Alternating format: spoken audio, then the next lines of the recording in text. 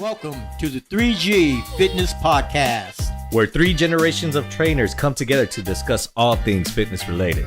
Join us as we share insights, tips, and stories from our diverse experiences as we unravel the secrets of staying fit. Welcome back, ladies and gentlemen, to the 3G's Fitness Podcast. My name is Cisco. I'm Coach Michael. And I'm Coach Kael. And today we're just going to break it down and go into talking about the benefits of exercising and how it correlates with mental health. Okay. Usually we always tell a lot of people that Mike is a huge advocate of depression, and we say that sarcastically because he's not. But here's the thing is that throughout the years, we've all been in our work with health and fitness, we've all seen the benefits of what exercise can do to one's stress levels, to one's mental levels and whatnot. So, Mike, you always tell us that you're not a big advocate of you can't be depressed at the gym. Why do you always say something like that when growing up, you've always been at the gym and you've seen the benefits? Maybe that's why. Depression was, if you go back 40 years ago, depression was not something that was spoken about. Okay. Okay. Sure. It was more hidden. Okay. It was something Especially that people didn't talk about. Okay. Mm-hmm. So that's why depression is something that is not, really, and I hate to say this, big on my list. Okay. Okay. Because in my era, we didn't come from that. Mm-hmm. But I do know that, depression exists. Mm-hmm. I definitely know that, but I do think it's something that you can overcome it, and I don't think it's. And I'll say this, and I'll probably get a lot of flack about it. That medication to me is not the answer for depression. I think it's a quick Band-Aid. Mm-hmm. Mm-hmm. I'd agree with that for sure. And it's not something that is gonna get rid of it for you. Yeah. I think depression is how you handle it. And that's, going to the gym, or getting a hobby to keep you occupied. Right. Mm-hmm. Right. Because if you sit at home and just sit there, it just gets worse. Mm-hmm. And stuff. So, I have 3 things that I follow in the gym. I've always have. I think first, a good workout is important, mm-hmm. and consistency is extremely important. And the third one is the outcome of what those 2 got you, because if those two go together, that third one's going to be taken care of. And this is where I like to connect where you're coming from with what we're trying to explain today, because you've been going to your gym your whole life. One of the first things you said, that depression's not up there on your list. Do you think it's because you have a healthy habit of working out? Do you think you have a healthy habit of going in and lifting weights and releasing endorphins? I have consistency. And that's what it is. Okay, so you have consistency. And I think that's an important part. When you go to the gym for a week and then take off 3 weeks and then go back for 1 week, you're way off track. Oh, yeah. But what I'm trying to get at with you is that you are a living proof that working out does not create high depression. Absolutely. Exactly. And that's what we want to explain today. Because I've never been, and I'll say this, and I've never been depressed. I believe it.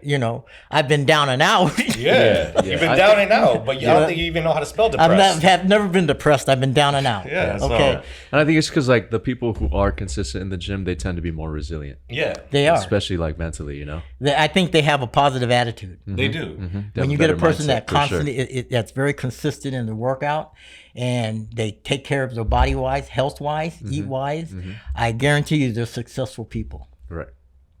Exactly. And there's probably different, causes of depression that we just talked about in our last podcast, right. where the baby blue. So it could be hormonal issues, but sometimes it's also just a mental thing, a mindset issue. And that can be fixed from going to the gym, I feel like. Now, I believe in depression in that part now, all right? Well, no, because like you said, you could be down and out, right? Yeah. You could be down and out on your luck, mm-hmm. and that could lead to depression. One thing that I've always told a lot of my clients is when we're working out together and you're coming in and you're having a rough day, the one thing that you probably could control is your 1 hour in the gym. It may not be the best 1 hour, but the one thing is that, hey, at least you can control what you do in here within the walls. And that's something that, if you worked and in those 8 hours something bad happened and, maybe you lost your job, it's like, look, you couldn't control that. Something happened that was out of your hands. But this time that we use to work out, even if it's 1 hour, focus and mindset into that 1 hour of, look, I just got done working out. I was able to accomplish something right now, and use that positiveness leaving out to kind of get you out of that. And that's the one thing I always tell a lot of people is that you don't want to stay in depression. Just like how Michael said, if you're depressed and you stay at home and not doing anything, is it going to get any better? No, right? It's not. I mean, you're just going to fall deeper into that hole. Right. Okay. And so you go get medication to take you out for a temporary time. But I think that leads to me, worse situations in depression. And you don't have to go to the gym, but you need to find something to occupy your time. It could be walking, it could be riding a bike, it could be gardening, it could be, playing a sport, but something to take your mind off of the situation that got you depressed. Because a lot of people, they do get depressed. You lose a loved one, you get depressed. I think that's the most important thing is you have to figure out why, or like what was the root cause of what you're feeling. Yeah, because if you lose a loved one, and I'll say this, if you lose a loved one, the chances of that loved one wanting you to go in depression is very low. That loved one would want you to pick yourself up and motivate yourself and keep moving on. For sure. I don't think they're going to want the worst of you. Sure, you're going to be depressed. You're going to be sad. It's part of the process. That's part of life. Yeah. What I tell people is like, whatever you're feeling, just let yourself feel it, but don't stay there. Once you're ready to kind of process those emotions, then you can start being productive and doing other things to kind of flip the switch. Yeah, but I do think being in the gym is probably on that top of the list. I think so too. To overcome depression. Well, let's flip it around. Now, us as trainers, what do you feel like when you have a client that is going through depression? Where do you guys step up as trainers to help them out with that? Because you're spending at least a good, one-on-one time with an individual who's A, vulnerable, B, probably not their happiest, but they're still showing up to you. For me, it kind of just becomes more like a listening session. I'll like be like a support system in a sense that like they'll come in and then we'll just let them have the stage in terms of like, if they have something to kind of release and talk about, then I'm like just all ears for them. And then most of the time it's like not really much training driven, but that enough will like makes them feel way better. No, it is. To me, that's more wow, we're a little way off here, buddy. Okay. We'll get to you in a bit. If I get someone in there depressed, the last thing I'm going to talk about what they're depressed about. But sometimes they want to just like let it out. I want to talk about a positive thing, about what they can do, how healthy, for sure. What can get them going. For sure. I don't want to talk about what got them there. Because then I got to give them an answer to try to how do you get out of it? Yeah. No, Mike, you don't got to. I don't think you got to give an answer. I just help them process their emotions. We had this conversation when Kael was here, and Kael was like, "How come you don't want to talk to them about their personal stuff?" Because then you got to start giving reasons or ways on how to get out of it. Because they ask you for your advice. But you can just guide them. You don't have to give like concrete, like, "Hey, you have to do this," but just be like, "Hey, focus on the positive stuff." I'd rather talk about their positive. That's what I'd rather talk about. Yeah. But sometimes it might be easier to meet them where they're at and then bring them up. Because like I said, if they're in a bad state of mind or anything like that, like Kael said, let them sizzle with it. Let it sizzle and meet them there. Yeah. Meet them there so they can see you pretty much emotionally eye to eye. And then now it's like, hey, all right, we got there. Now let's start building you up. Because I'm kind of like how you are. It's like when I get a client that's depressed, it's like, all right, I can say more than 10 times I've had a client come in already. I've seen some of them that almost use you as a psychologist. Yeah, because at the same time, 100%. Sometimes that's what it comes down to be. Because my job is like, look, I'm not just a trainer. I'm a personal trainer. What's the first word? Personal, right? So I'm taking care of the person in front of me. And at the same time, if the person in front of me is not emotionally ready to get under the barbell and squat, 200 pounds, I'm not going to get them there. I'm going to first meet them there, then lift them up, and then find a way to let's get them going there. I let them, like I say, sizzle in their problem. Tell me what's going on. All right, cool. All right, well, hey, that sucks, and then like reassure that, hey, tomorrow's a new day. Relax, it's going to be better. But at the same time, now that you're kind of feeling a little better, let's start loosening up. Because I'm a firm believer that, my favorite line that Kael says, motion is lotion. I think movement is just great. It's like it's going to help them loosen up and things like that. Yeah. But it's going to help them loosen up, right? And they start moving. And then now we kind of can now go and do what you like to do. Focus on the positive. It's like, well, this is what I say, hey, every day is not going to be a good day. Exactly. Okay? It's not, all right? But the worst day in the gym is better than no day. Agreed. And that's how I put it. Agreed. I put it like that. Pretty much, hey, the worst workout is no workout.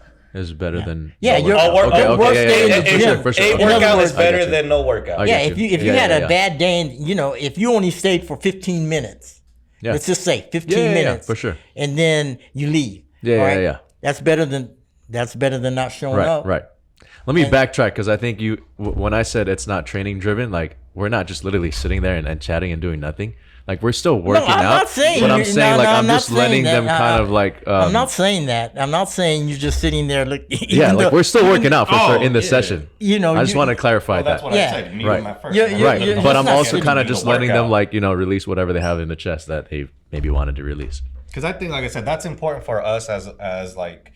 They're looking at us already when it comes to exercising as someone to help them out and be with them during a time of vulnerability. And this is before depression, right? Whenever we deal with clients in general, I'm not even talking about depression. A big support system for them. Yes, clients are coming to us in a vulnerable state of like, hey, I want to lose weight. I want to get stronger. I don't know what I'm doing. Help me. I'm vulnerable. That's why we get clients. And that's why you're a personal trainer. Yes, exactly. And then in the process, hey, some of these, like I said, are not going to be up to par, and they might come in not feeling the best, and that they might be going through a state of depression, through a state of grief. And one of the things is, I think our job is, hey, not only are we just here to make you feel good during the time that we're together, but we want to make sure we release enough endorphins and all these, help your serotonin levels through exercising, because that's the science of exercise. Your favorite word, science. Yeah. And so it's one of those where that is the science of exercise. You do get those hormones released, and now you're feeling better. Sure. And so that's why I think it's the benefits of it. It's like we want to help not just our clients benefit from it, and just ourselves as well. We like to exercise. We exercise regularly. I will probably say people that exercise regularly are not as highly depressed as people that don't exercise regularly. Can you agree with that? I agree with that. Repeat that. People that exercise regularly are not as highly depressed as people that don't exercise regularly. In general, I'm not saying, but I feel like if you exercise regularly, like this is why I started off our conversation with Mike. Right. Yeah. Because I personally think you just work out a lot to the point where you feel great after your workout, that you don't know what depression feels like. That's another thing too. Your generation didn't talk about it, but you specifically, Michael Jonathan Felcher, you specifically work out so much that I think like you're like the walking benefits. You're like the walking. I think it's also important to note that like as trainers, we have to figure out what works best for the specific individual. Yeah. If someone who's down and out, then maybe like Mike, like his preferred method is like lifting heavy ass weights. Yeah. Some people, they just want to like talk and chat, and that'll make them feel better. Yep. It's on us to figure out, okay, like how can we help our client the best? Yeah. And like me on Friday, I just had, a couple days ago, I just had my client come in and train, and she told me, she was just like, hey, all right, I'm excited to see you. By the way, we're going to need the gloves. I was like, she's like, can we do boxing? ? It's been one of those weeks. I was like, fine. There you go. Best believe we boxed. We had a great time. She left. She texted me later on like, oh my God, thank you. I needed that. That's to let the frustration out. That she's had, she's had all week. And that's part of training and working out is to release that. Exactly. And so when you're depressed and you're just staying at home, you're just damaging yourself. Is my point. And coming to the gym, it's like you said, it's to release those endorphins and stuff like that. So then let me ask you this. Okay, I want to go back to you. Have you ever had someone personally come in feeling down and out? Yeah. Yes, right? We know you had. We've gone through that. I know. But it's just like, so what, do you just get her to just, hey, let's just go lift? Is that like your thought process on how that goes? Or? Yeah, because that's why she came. Mike's Okay. like, ask me if I care. Ask me if I care. We're supposed to do 300 pounds on the bar today. Don't be so blunt, man. Okay. It's not that it's not that I don't care. And I think this is a difference between you two and me. I'm old school. That I've always been. Old school. I think it's just for sure that like training will help them. So it's like in your mind, it's a no brainer. They're like, nah, dude, just go lift. Just come on and let's train. I get you. I mean, I don't care. If you were related to me in any way, I guarantee you come to the gym with me, you're gonna work out. You're gonna train. Yeah. It doesn't matter to me, because that's how I see it. Well, let me ask you this. In the 90s, when you were lifting, I'm pretty sure you guys weren't really lifting with headphones or anything like that, and you had your lifting buddy. Were you guys just lifting in silence, or were you guys lifting and conversating?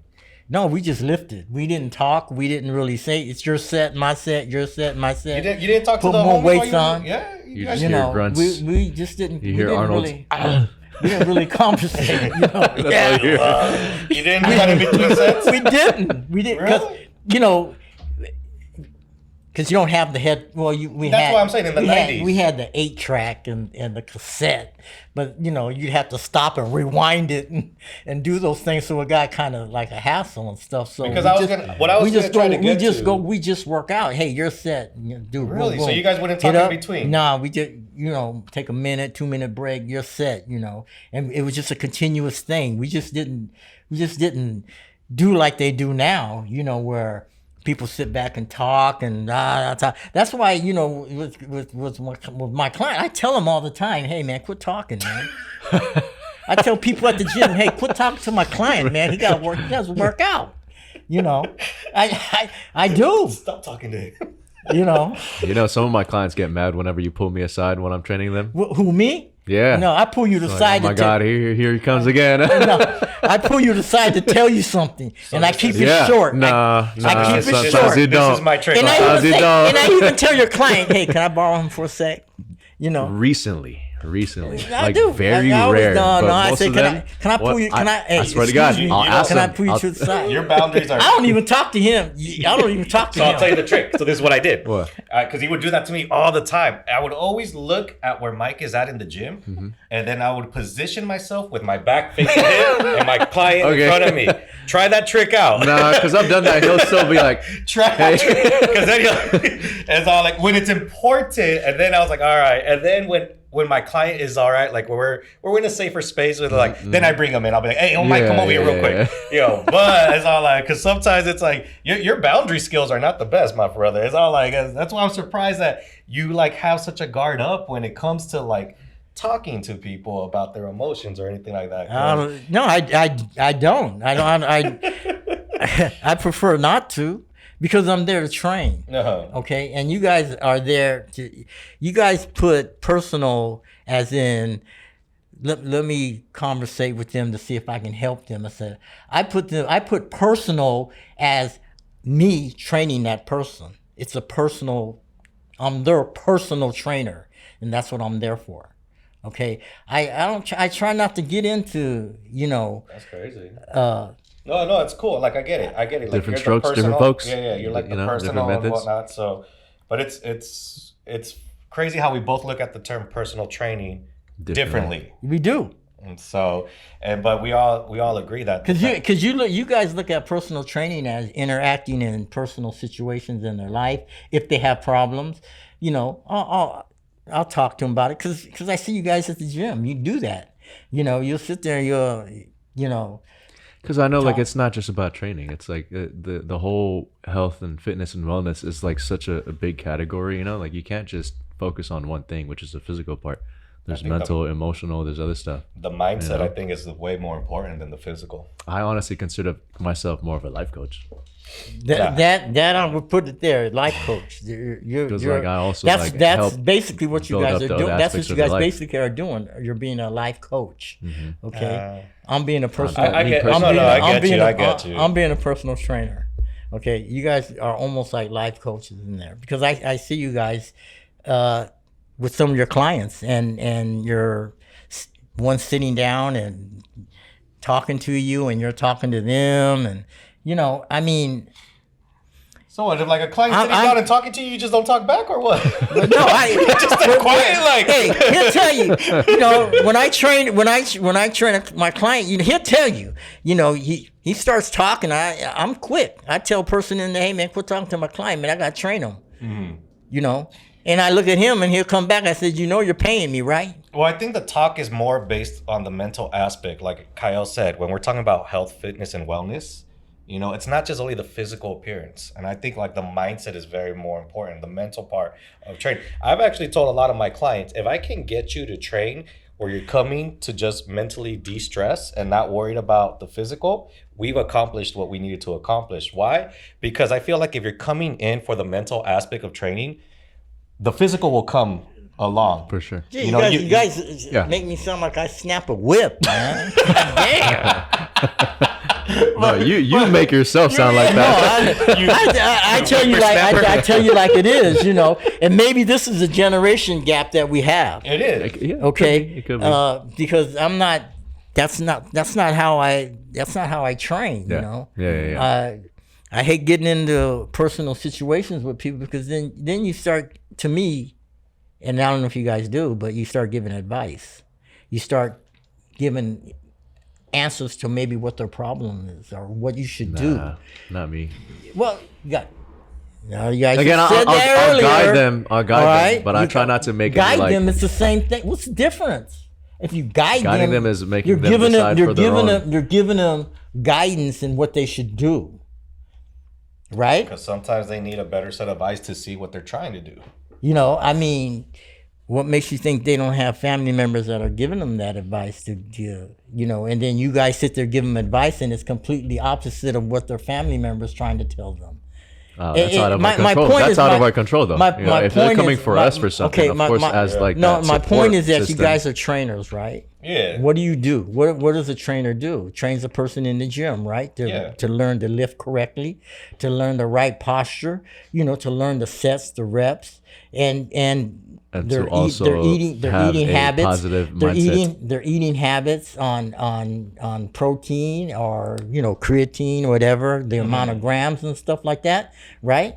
And also develop their mindset. And also develop their mindset. No, you're asking me what we're doing, and I'm telling you. I'm also helping them develop a better mindset. But nowhere in that conversation I just said just now said anything about giving them personal advice, right? Yeah, but we're not. That's because I'm a trainer.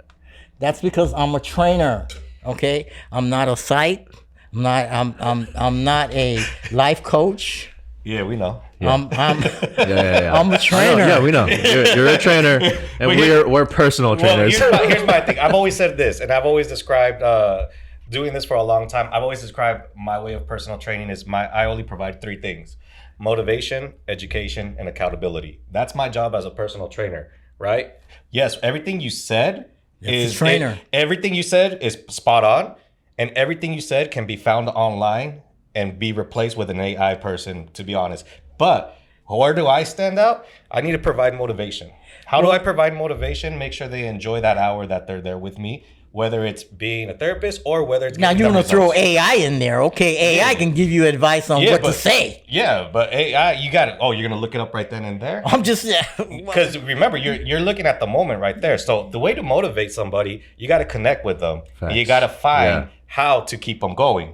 The educational part, the accountability part, the educational part they can find online, and my other part is accountability. You too. Why does a person come to you to seek training? Because I keep them motivated. I don't know. That's different that's different for each person. No. Why does a person come into you to seek training? Why? For different things. To get the results. What different things? To get results. Results on whatever it is do that they're do looking what? for. Teaching them to use the weights right. Through teaching educating them on how to use do the it. sets and to do all that Yeah. right. That's a trainer. Yeah. Okay, it's a trainer, and when you train a person one-on-one, that's being a personal trainer. Yeah. Okay, personal is not to me a person that's gonna say, okay, oh man, man, I'm down and out, and man, this happened to me, man, I lost my job, and I don't know what to do. Everything is going bad. What are you gonna tell them? That's what you're gonna do. You're gonna say, well, let me tell you what to do. Let me guide you in the right. Let me guide you in the right direction. If that happened to me, I would say, hey, you're here. Let's do it. What? Let's hit the weights. Let's train. I guarantee you after we're done, you're gonna be so tired. You're gonna be so pumped and everything. You're gonna be like, you're gonna forget about what the problems were. So, well, okay. Like I said, you're not wrong. You're not wrong. We're just different. Now you are. You guys are. You guys are different. We different, and that's the thing. Is like I said, like he sees personal training as you being the person working one-on-one. I think me and Kael just for the physical aspect. We see personal training. I feel like the training part is just the tip of the iceberg, but if you can get deeper with a person, then that's like what we do. Yeah. And to me, I've always said it too. Clients keep coming back when you give them results, but not just that, they stay with you when you have a relationship with them. And that's the thing. Let me tell you something. Clients come back because you give them results of their physical being. That's what I just said. What they came into, not because of because you gave personal. I said results. Results. Yes. That's why they come back, and they stay with you long term because of the relationship. So the R&R, that's I call results in relationship. There's no reason you should have a client for more than 3 years. Why? Because of the relationship. So now you're keeping a client long term. But the thing is, if you train a client and you're giving them results that they want, they're gonna keep coming to you no matter what. That too. But then if they also get results, they might just slack off and not come back and be happy. That's why I want to give results to my client. I would want to give results to my client because they're going to keep coming back. They're going to keep coming back. They're going to, even when they take a break, they're going to come back. Okay, they're not going to come back to me because I give them like good personal advice. No, that's why I agree with you to a point. But I'm just telling you. But results isn't just physical; it's also mental. But at the same time, and that's the thing is that I always said you shouldn't be shy to develop a relationship with your clients at the same time either. They're there with you. See, I see it two ways. Okay, personal training does the training. Psychologists do the psyching. So that's where they go. But sometimes they kind of blend in with what that's we like do. telling a psychologist, I'm gonna give you a good advice, but then I'm also gonna train you. It's not the way it goes. Yeah, but I mean, if they're off the deep end, then obviously we're gonna refer them out. But if it's like some mild things, we'll definitely just be like, think about it like this: when people have problems, they'll probably either go to a psychologist, to a church, to a trainer, to their hairstylist, or a bartender. I bartender. Leave that trainer out. And that's the thing is that those are the five. Those are the things is that all right, cool. At least with a trainer, they're in a healthy environment and they're moving. All right. With a psychiatrist, they're in a professional environment. With a church, they're in a religious and spiritual environment. Bartending, I've heard so many bartenders say that they've become a therapist to a lot of their clientele. That's probably not a healthy environment. And so that's why I always tell a lot of people. And then hairstylists, they're just comfortable right there for an hour plus. You just open up and you're feeling better too. You're getting endorphins released when you're looking more pretty. So I'm just letting you know there's different ways, as Kael says, different strokes for different folks. There you go. That's it. Yeah. I agree with that 100%. And that's the thing is that we always want to make sure, like I said, there's gonna be benefits to coming in and working with us to help out with your mental state as well. Okay. Depends on the person. I mean, some people might prefer your methods. Some people might prefer our methods. Yeah. I'm not saying, I don't think there's a right or wrong way in this. I just think there's different eras we come from. It is why I think the way I think. And you guys think the way you think. I'm just more straightforward. So then let's do this. All right, we're wrapping it up right now. Let's ask our listeners to leave a comment. See where you guys agree or disagree with us. See if you guys like the differences. Also, give the video a thumbs up with a like. Subscribe, follow us on all of our accounts. That way, if you're not following us, if you're not following us, and like I said, share your thoughts on what we talked about today. I'm Coach Cisco. I'm Coach Michael. I'm Coach Kael.